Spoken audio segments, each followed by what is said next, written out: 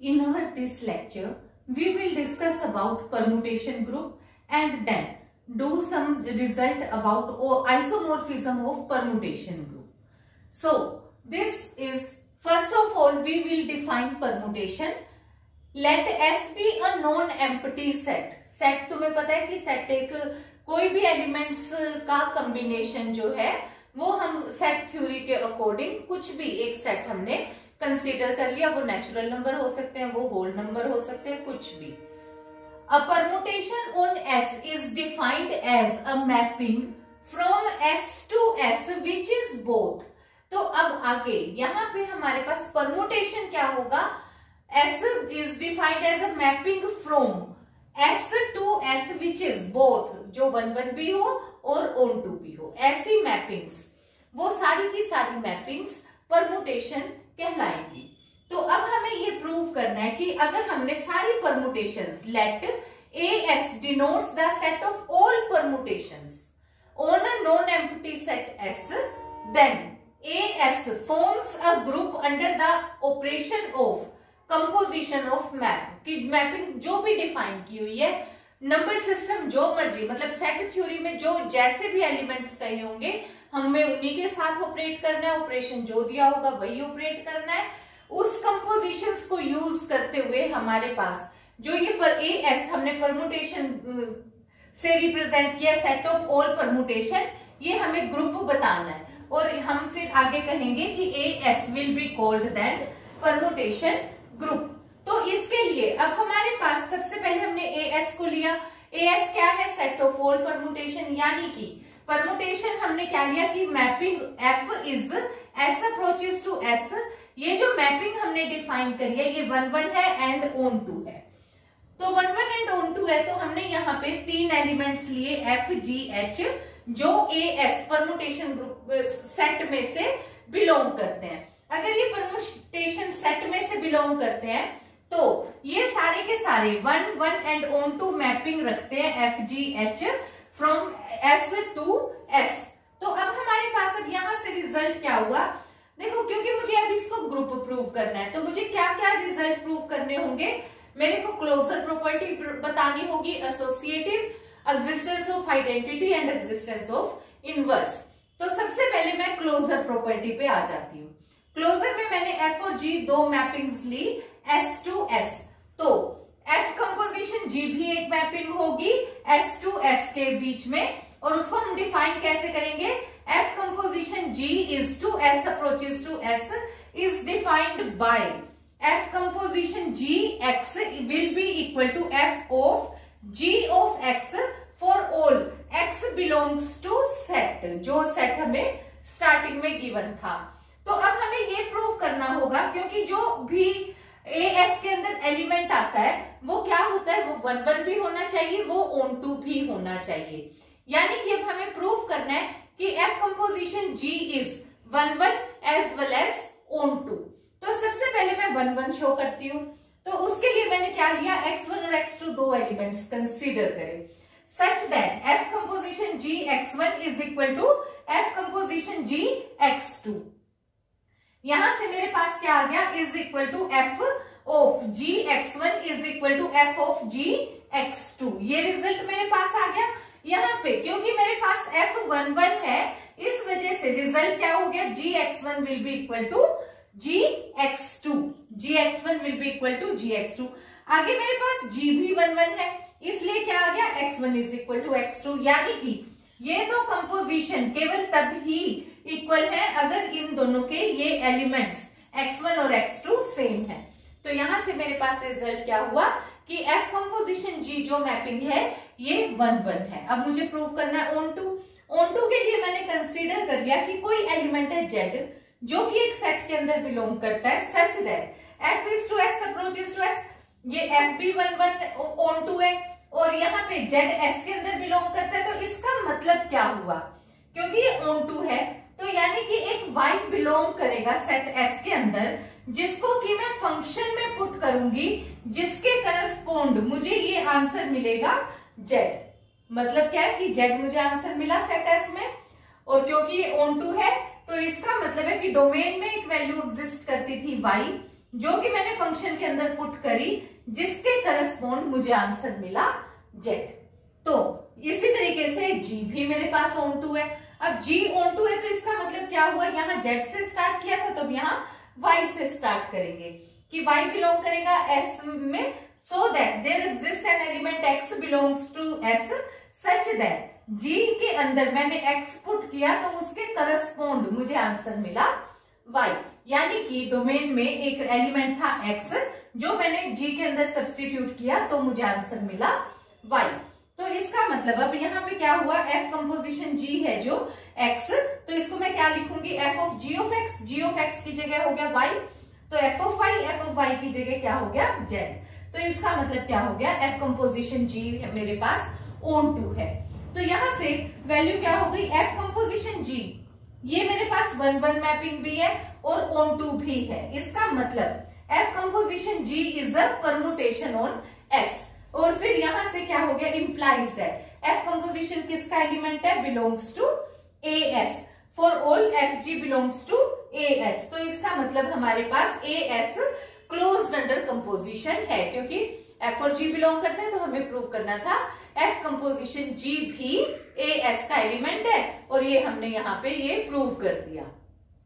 Closure के बाद अब हमारे पास है एसोसिएटिव। एसोसिएटिविटी में हमने लिया let x belongs to s be an arbitrary element for all x f g h belongs to permutation set as।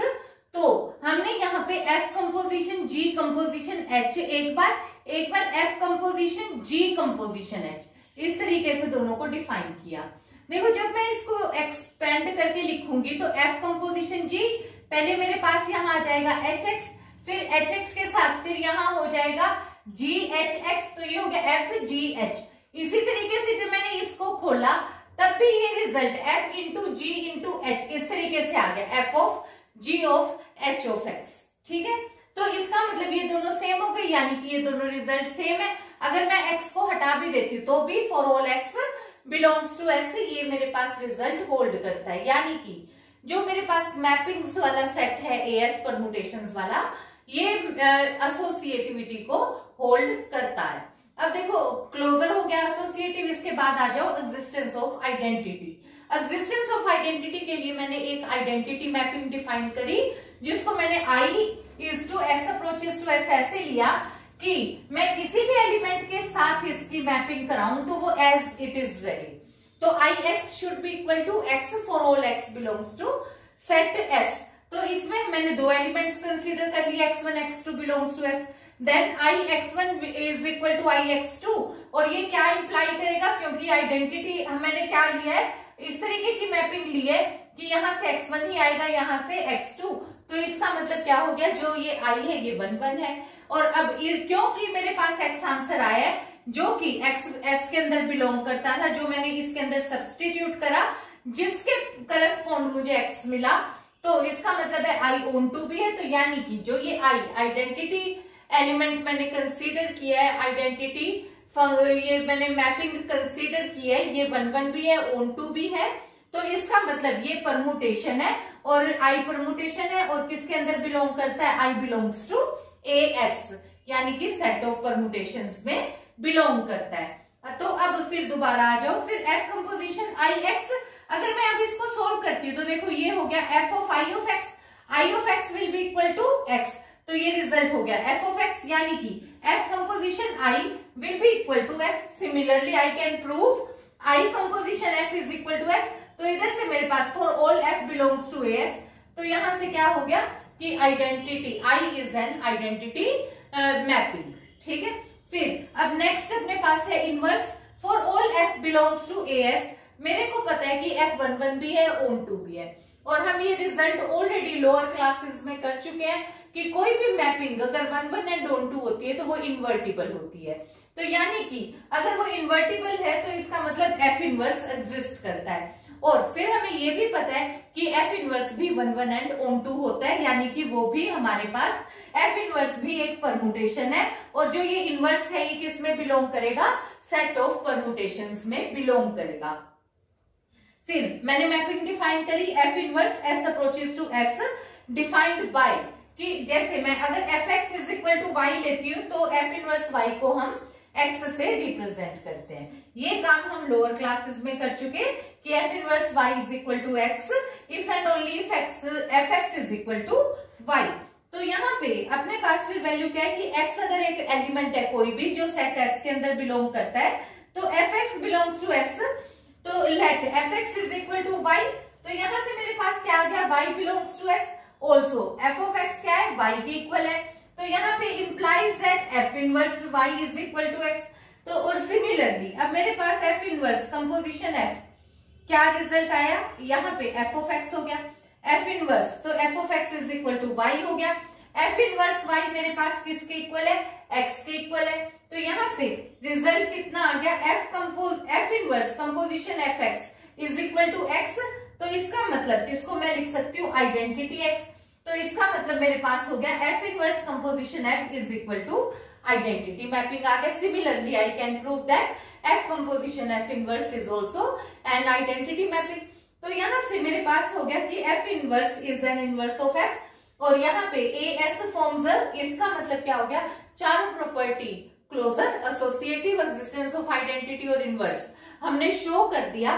तो इसका मतलब है कि ए एस जो हमने सेट ऑफ परमुटेशन लिया था अब ये ग्रुप हो गया under operation of composition of mappings, जो भी हमारे को ऑपरेशन दिया हुआ होगा उन्हीं के अंडर। तो यानी कि ये हमारे पास अब एक परमुटेशन ग्रुप बन गया, एएस जो है वो परमुटेशन ग्रुप बन गया। और इसके अंदर के नंबर ऑफ एलिमेंट्स भी हम डिस्कस कर लेते हैं। जैसे अगर हमारे पास सेट एस है उसके अंदर जितने भी एलिमेंट है, हमने कहा सपोज एन एलिमेंट है, तो जब हम मैपिंग्स लेते हैं तो एक एलिमेंट अपने से अलग बाकी सब एलिमेंट्स के साथ रिजल्ट्स मैप करेगा। तो वहां पे जो रिजल्ट है number of arrangements of n element we can write in n factorial ways. तो number of permutation of s हमारे पास कितना आएगा, विल बी इक्वल टू, तो जो नंबर परमुटेशन के अंदर नंबर ऑफ एलिमेंट आएंगे वो हमारे पास होंगे, अगर सेट एस के अंदर एन एलिमेंट है तो परमुटेशन सेट के अंदर हमारे पास एन फैक्टोरियल एलिमेंट्स होंगे। Now we will prove Cayley's theorem. First of all state and prove Cayley's theorem and its statement is every group is isomorphic to permutation group। तो इसके लिए अब हमने यहाँ पे क्या किया कि let AG be a group of all permutations of a group G and let A belongs to G defined by FA is to G approaches to G by FAX is equal to AX for all X belongs to G। अब जो ये mapping हमने define करी है तो हम ये show करेंगे कि जो मैपिंग है 1 1 है ऑन 2 है। तो पहले 1 1 के लिए हमने दो एलिमेंट्स लिए x1 x2 belongs to G such that f of a x1 is equal to f of a x2। ये रिजल्ट हो गया a x1 this is equal to a x2 pre multiplying by a inverse, क्योंकि a group का element है तो a inverse भी exist करेगा। तो यहां से अपने पास हो गया x1 will be equal to x2 और implies that FA is 1 1। अब हमारे पास है FA is on 2। तो अब हमने यहां से ले लिया कि let us consider Y कोई एलिमेंट है जो G के अंदर बिलोंग करता है, A भी G के अंदर बिलोंग करता है। तो हम लिख सकते हैं A inverse belongs to G, क्योंकि G एक ग्रुप का एलिमेंट है तो A इनवर्स भी बिलोंग करता है, A इनवर्स इंटू Y भी बिलोंग करेगा G के अंदर। तो फिर मैंने यहां से लिखा F of A inverse Y। तो ये रिजल्ट कितना हो गया, ए इनवर्स कट गया और यहां से रिजल्ट मेरे पास आ गया y। तो इसका मतलब क्या हुआ कि y आंसर आया है, क्योंकि परमुटेशन हमने g से g के बीच में ही ली है। तो इसका मतलब क्या है कि g के अंदर एक रिजल्ट आंसर एग्जिस्ट करता है y सच दैट आंसर आया है। तो इसका मतलब है कि डोमेन में कोई एक वैल्यू एग्जिस्ट करती है जिसके करस्पॉन्ड मुझे आंसर मिला y। तो ये वाला रिजल्ट मेरे पास आया a इनवर्स y, वो वैल्यू है जो कि G के अंदर एग्जिस्ट करती है, जो मैंने यहाँ पे मैपिंग में सब्स्टिट्यूट करी जिसके करस्पॉन्ड मुझे आंसर मिला y। तो मैंने ये बता दिया कि ये FA on 2 भी है। तो ये 1 1 है on 2 है तो इसलिए ये परमुटेशन हो गया। तो यानी कि F of A मेरे पास AG के अंदर बिलोंग करता है। फिर अब मैंने एक H सेट ले लिया एच सेट जो लिया है वो FA टाइप का इसी तरीके से लिया कि जिसकी G से G के बीच में मैपिंग है और हर एक mapping defined by f of ax is equal to ax है where x belongs to G। तकरीबन यही हमने दोबारा से यहाँ पे डिफाइन करी।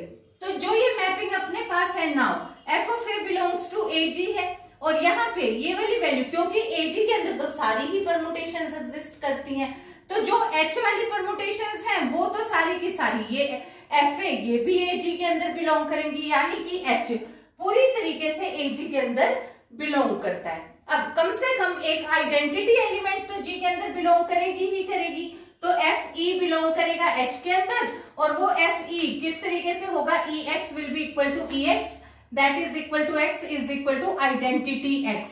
तो कम से कम एक FE is equal to identity तो कम से कम H के अंदर जरूर एग्जिस्ट करेगी और यहां से हमें कंक्लूजन मिलता है कि H एक नॉन एम्प्टी सबसेट हो गया G का। तो अब हमारे को ये प्रूफ करना है कि हमने H को सबसेट प्रूफ किया है, अब हम H को सब ग्रुप प्रूफ करेंगे। H अगर हमारे पास सब ग्रुप है तो उसके लिए अब हमने यहाँ पे क्या लिया कि A, B और X तीन एलिमेंट्स कंसीडर किए G के अंदर, तो FA और FB किसके अंदर के एलिमेंट हमने लिए, H के अंदर के एलिमेंट कंसीडर किए, तो FA, FB, FA composition F of B और FAB ये सारे के सारी मैपिंग्स G से G के बीच में डिफाइन होंगी, क्योंकि A और B बिलोंग करते हैं ग्रुप में, तो AB क्लोजर प्रॉपर्टी के अकॉर्डिंग वो भी AB भी G का ही एलिमेंट है। तो ये सारी मैपिंग्स हमारे पास एग्जिस्ट करेंगी। तो FA composition FBX will be equal to F of A composition F of BX will be equal to F of ABX। यहां से हो गया ABX, फिर ये हो गया ABX, ये बन गया F of ABX, यानी कि FA composition FB will be equal to F of AB या और ये वाला रिजल्ट भी यानी किसके अंदर बिलोंग कर गया, H के अंदर। AB G के अंदर बिलोंग करता था और FAB कंपोजिशन मेरे पास H के अंदर बिलोंग कर गई। तो अब यहां से FA is to G approaches to G 1 1 भी है और ऑन टू भी है, तो इसलिए इन्वर्टिबल भी होगा।